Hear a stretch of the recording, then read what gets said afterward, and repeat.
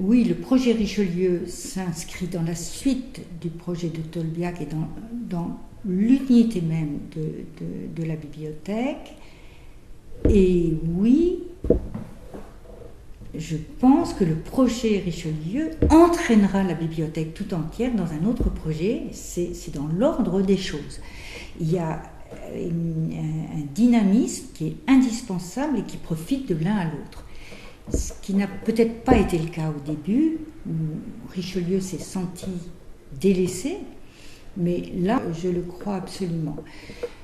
Donc, quand je dis que 1993 a été un moment très important, pour les deux, aussi bien pour Tolbiac que pour Richelieu, parce que à partir du changement de gouvernement, de l'arrivée de Jacques Toubon, comme ministre de la Culture, les cartes ont été rebattues.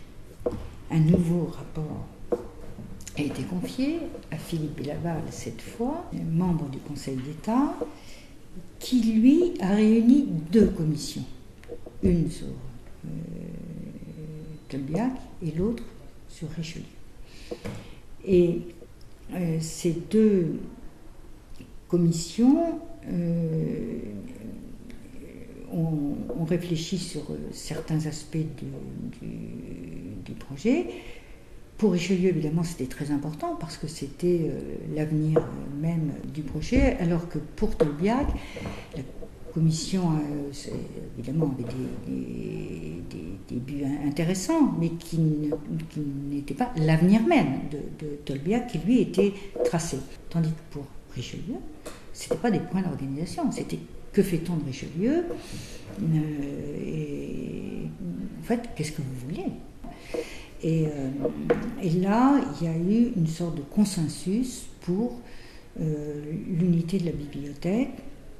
Et le rapport final de Philippe Bélaval était il faut surtout maintenir l'unité de la bibliothèque. Donc l'année 1993, dans l'histoire de la bibliothèque, est une année extrêmement importante, bien sûr pour le projet Richelieu.